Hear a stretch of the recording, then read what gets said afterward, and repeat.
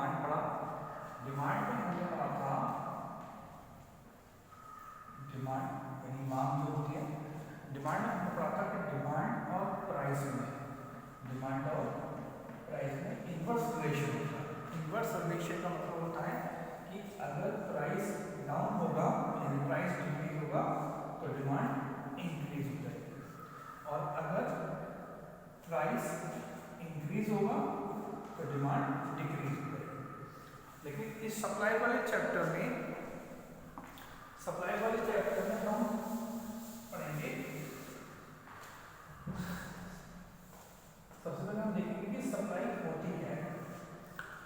कोई भी सप्लायर हमेशा ये इच्छा रखता है कि उसका माल सबसे हाई रेट पर बिके। जितना भी माल वो बेचना चाहता है उसको सबसे हाई रेट पर बेचा जाए।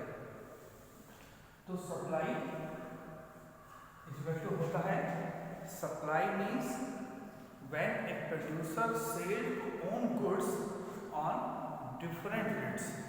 ठीक है, तो वो क्या कराता है, हमारा सप्लाई कराता है। हमारे सप्लाई में तीन चीजें शामिल होती हैं। सबसे पहले स्टॉक, दूसरा क्वांटिटी सप्लाई, तीसरा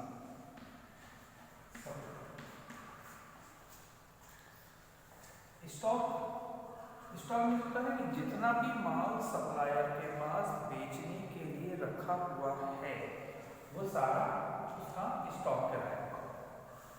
यानी गोदाम में अगर मान लीजिए 100 टन माल रखा हुआ है तो वो क्या कहलाएगा, उसका स्टॉक कहलाएगा। क्वांटिटी सप्लाई होती है कि जब एक को किसी फिक्स रेट पर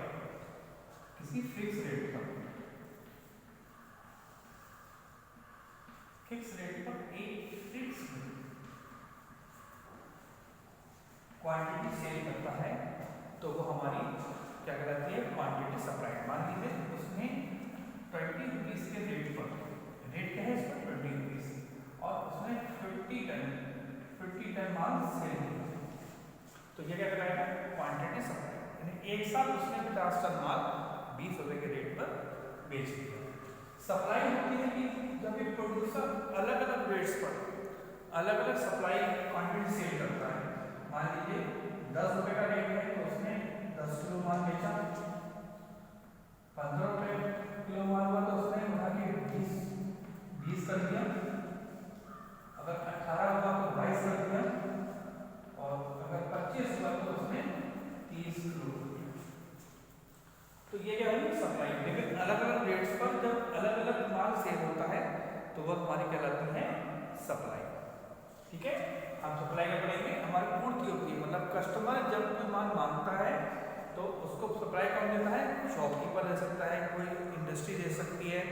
ठीक है, कोई भी कंज्यूमर को मांग करता है तो कौन कहाँ से ला सकता है, इंडस्ट्री एजेंसी क्या लाएगा, एजेंसी इंडस्ट्री से लाएगा, होलसेलर एजेंसी से लाएगा, मतलब मांग करेगा तो एजेंसी देगा। ठीक है, और रिटेलर जो होगा वो होलसेलर से मांगेगा, तो उसको सप्लाई कौन करेगा, होलसेलर को सप्लाई कौन करना है, एजेंसी, रिटेलर को सप्लाई कौन करना है, होलसेलर, तो वो क्या हुआ, हमारा सप्लायर हो गया। तो स्टॉक क्या है, उसके बाद जितना भी माल है सप्लाई में पड़ेगी कि हमें स्टॉक क्या है, स्टॉक है जितना भी माल उसके पास रखा हुआ है वो सारा का सारा जो 100 टन है ये स्टॉक, मतलब इतना बेचने के लिए वो रेडी है, उसके पास में माल है। क्वांटिटी में जब एक फिक्स रेट पर वो एक फिक्स क्वांटिटी में इन prescribed time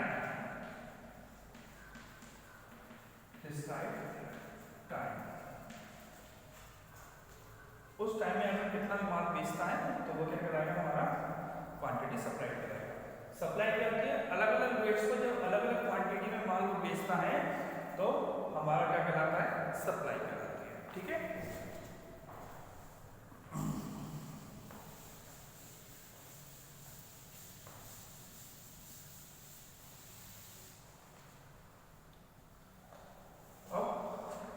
types of supply, types of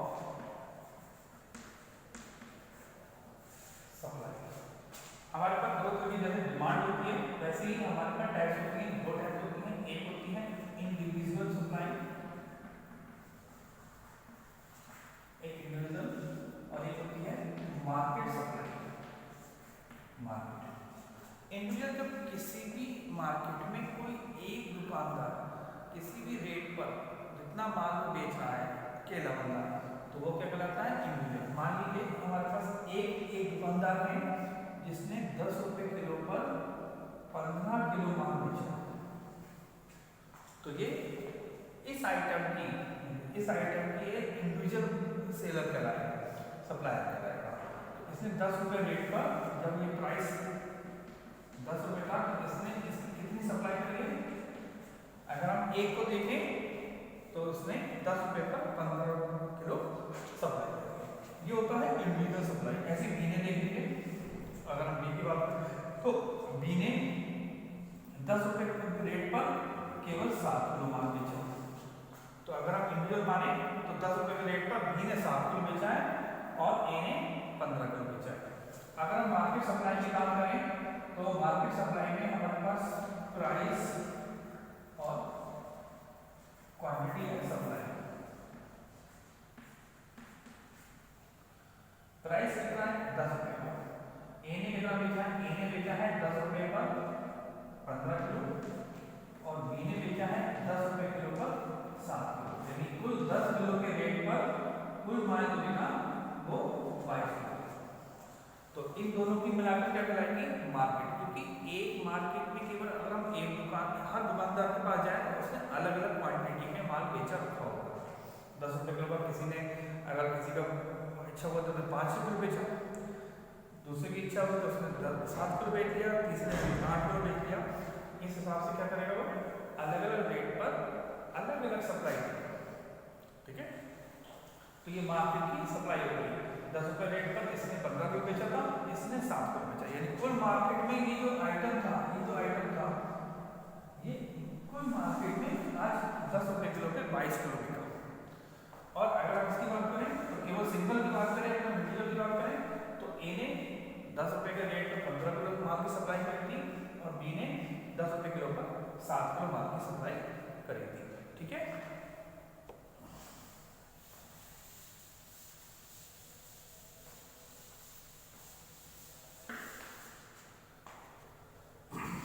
अब आते हैं elasticity supply. Elasticity of supply. देखिए, सप्लाई और प्राइस का दोनों का जनरेशन जो है वो डायरेक्ट है, लेकिन ये जो इलास्टिसिटी है, मतलब खिंचाव है सप्लाई में, ये अलग अलग होता है। नंबर 1 होती है हमारे पास perfect elasticity supply. Perfect elasticity supply में क्या होता है कि रेट सेम रहता है। परफेक्ट है तो क्या है? Elastic supply. इलास्टिक बनते हैं खिंचाव, खींचने को। तो परफेक्ट इलास्टिक सप्लाई में क्या होता है कि रेट तो चेंज नहीं होता है पर सप्लाई चेंज होती रहती है। जैसे प्राइस और सप्लाई। प्राइस मान लीजिए 100 रुपए रहा, तब भी 200 थी, 100 रुपए पर 300 ही, और 100 रुपए पर ही 400। प्राइस सेम रहा, सप्लाई बढ़ी। क्या बढ़ा? सप्लाई बढ़ गई। तो 200 हुई, 300 हुई और 400। खींची क्या? खींच क्या गया है? सप्लाई खींच गया। तो प्राइस और सप्लाई में डायरेक्ट रिलेशन है, लेकिन कभी-कभी ये इलास्टिसिटी है, परफेक्ट खिंचाव है इसके अंदर सप्लाई में। कभी-कभी कुछ एटम ऐसे होते हैं कि उनके रेट कम हो या ज़्यादा, उससे कोई फर्क नहीं पड़ता, सप्लाई अपने आप बढ़ने लगती है। ठीक है, कुछ निजी गुड्स होती हैं जो आपको खरीदनी कभी ज़्यादा कभी कम, तो आपको क्या करना था, उसमें परफेक्ट ऐसे सप्लाई का मेथड रहेगा, वहाँ पर प्राइस सेम रहेगा, सप्लाई बढ़ती जाएगी। ठीक है,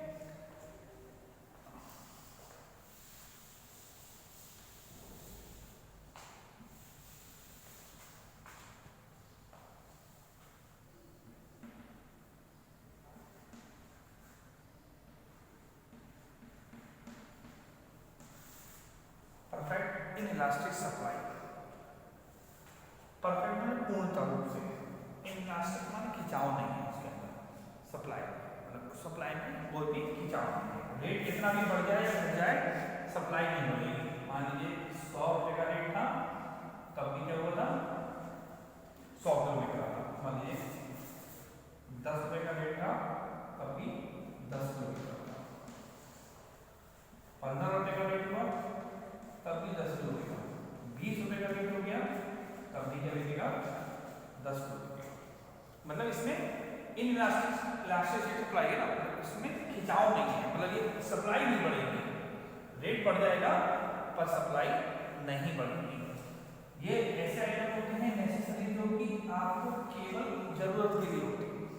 जैसे आप मान लीजिए दवाई का दाम अगर मान लीजिए 10 रुपये, आज नमक का पैकेट 10 रुपये का है, तब भी आदमी एक ही पैकेट तो एक में खरीदेगा।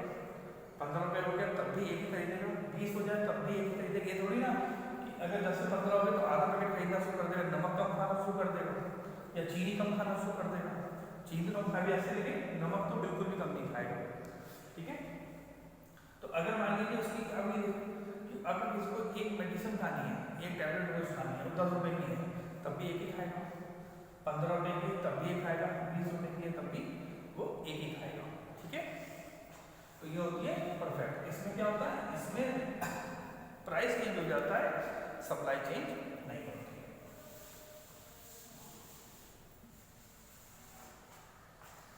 नेक्स्ट आती है परफेक्ट हाई इलास्टिसिटी सप्लाई। अब हमने क्या पढ़ा, देखो परफेक्ट तो पढ़ी है, हाई इलास्टिसिटी सप्लाई मतलब उसमें खिंचाव ज्यादा है। मान लीजिए ये प्राइस और ये सप्लाई, अब क्या बढ़ेगा, क्या हाई हो रहा है, हाई बढ़ी सप्लाई।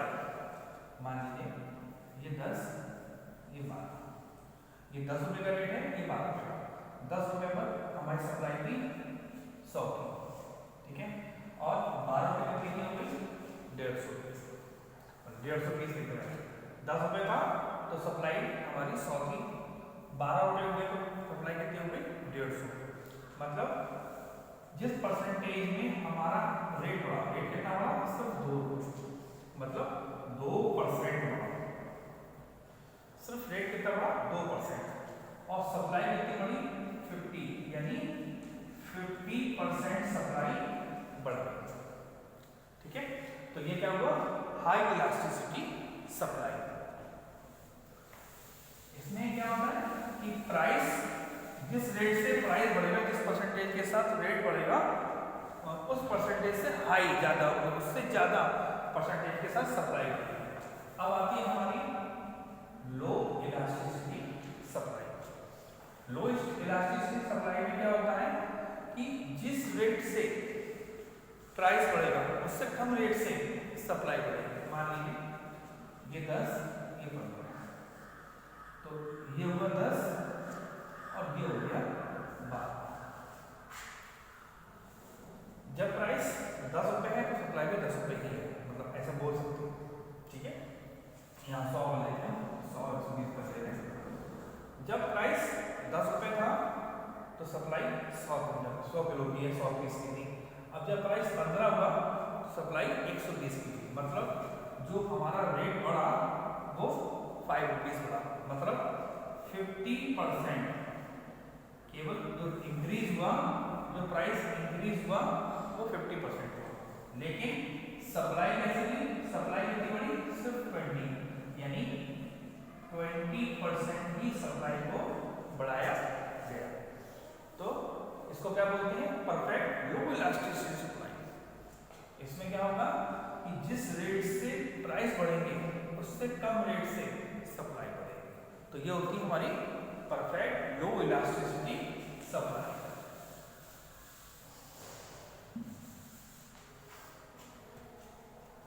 परफेक्ट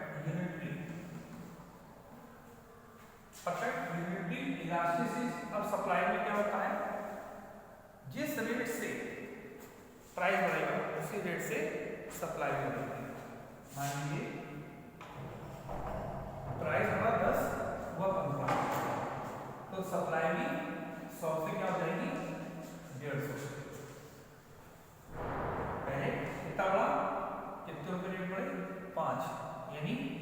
50% इंक्रीज हुआ, 50% इंक्रीज में गया। सप्लाई में क्या है, सप्लाई में कितनी बढ़ी 50, यानी 50% ही इंक्रीज। ये हमारी क्या कहलाती है, perfect unitary elasticity of supply. हर बार में हमने अलग अलग पढ़ा। पहला जो परफेक्ट इलास्टिसिटी, उसमें क्या होगा, प्राइस सेम रहेगा, प्राइस सेम रहेगा और सप्लाई बढ़ती जाएगी। इन इलास्टिक में हमने पढ़ा प्राइस चेंज होगा, सप्लाई चेंज नहीं होगी।